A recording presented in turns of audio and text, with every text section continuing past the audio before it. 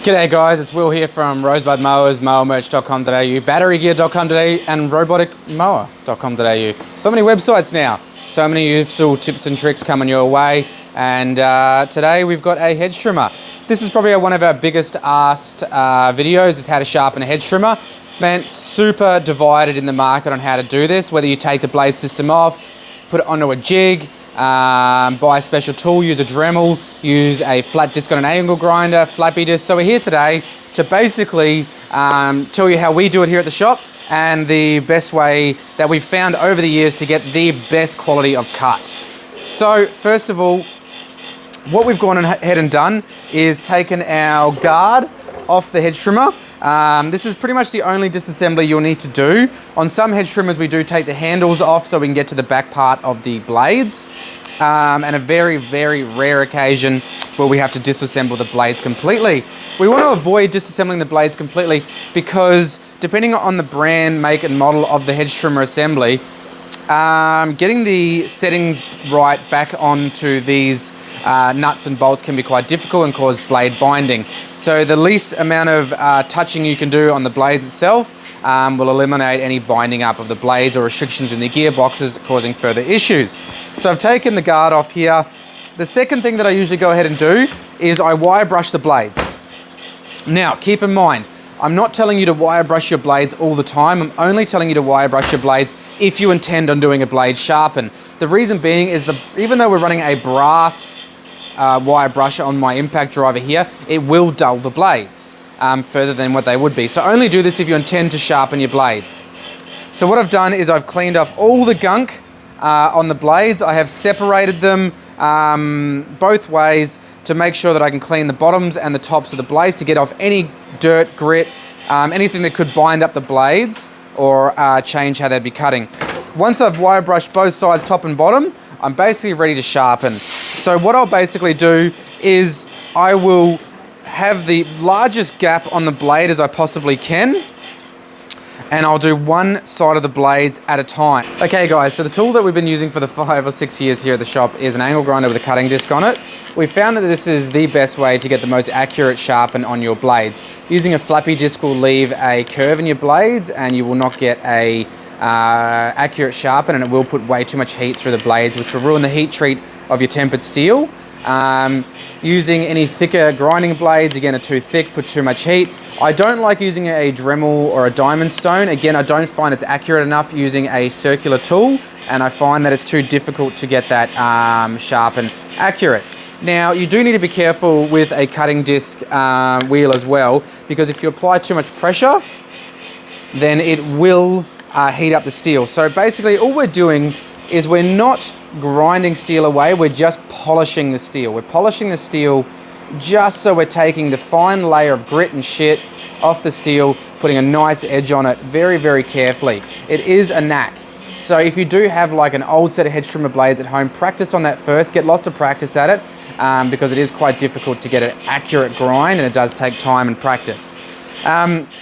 So again, we use the thinnest cutting disc we possibly can on an angle grinder, and it works an absolute treat. So what I'm going to do is position myself in a way that I can, one, clamp the hedge trimmer down to the bench to secure it, because we don't want it falling off and then having an accident.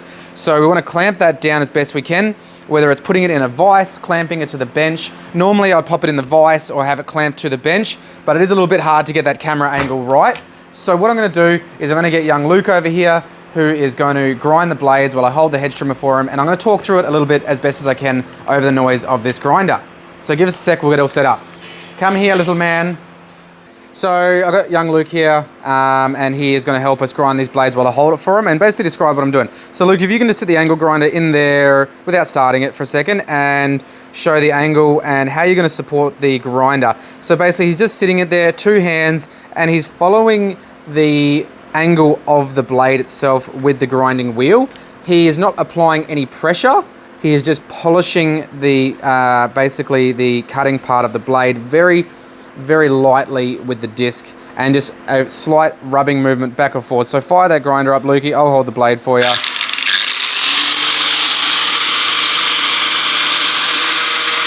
And he's just going to polish it ever so lightly. Following the angle of the blade, making sure that he's following the angle perfectly. Absolutely perfect. Taking bugger all meat off the blade at a time.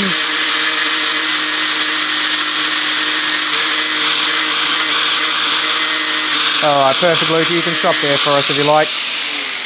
Alright, thank you, mate. Alright, Nicole, do you want to come in and have a look and we can show the people the nice grind that we have on these blades? Or I can come to you if you like. Okay, so as you can see here, that grind is absolutely perfect. There is no bluing in the steel, which means there's no excess heat. The grind is consistent along the tooth. There is no secondary bevel or secondary grind, which is what we're looking for. He has retained the shape of the tooth inwards of the blade as well, and he's left no burr on the bottom, and that's because he's doing such light passes. Now you might think that all the sparks coming off the blade, he's taking a lot of meat off. He's not. He's taking very, very little amounts, and you can see that by the grind on the tooth. There's no secondary bevel, there's no misshaping of the blade. It's accurate and it's incredibly sharp. Now, once he's done the whole hedge trimmer, top and bottom, it doesn't finish there. What we're then going to do, if there's any movement in between the hedge trimmer blade, with this there is, which means we may need to adjust the detent on our bolts. We don't want a huge gap because that is going to start tearing the plant rather than causing a scissor action. So we're going to adjust that.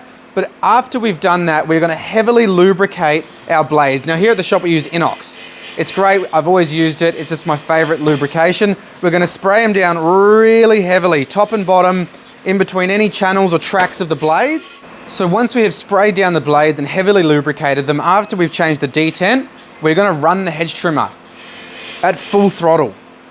Now what this is going to do is going to get rid of any of the fine burrs that may be left from the sharpening process, and making sure that we lubricate them so we're not causing any excess friction between the blades. Heavily lubricate them and run at high revs for about 30 seconds to a minute, okay? Then lubricate it again and then run the blades at full throttle for 30 seconds to a minute once again. And then you're going to check over the blades and make sure there's still no burrs. Check the detent once again, lubricate them up, and you'll find that they are absolutely razor sharp.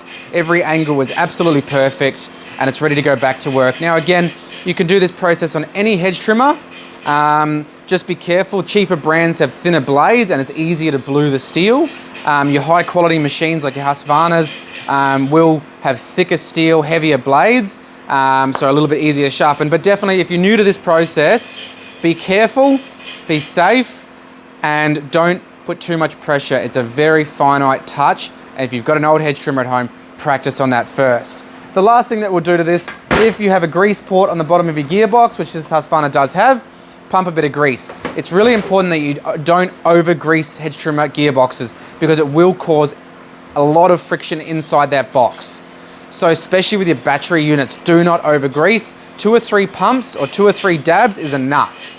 Do not over grease. It's my biggest stress point.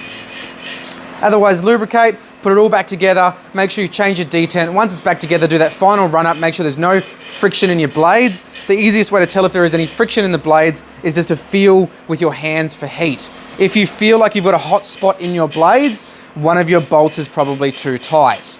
Obviously do this while the machine is turned off. Don't touch the blades while the machine is turned on. Okay, so again, once it's run, you can check your heat points for any excess heat or friction that may need more adjustment. Otherwise, guys, it's Will here from Rosebud Mowers, mowermerch.com.au. Have a great day, and we'll see you on the next one.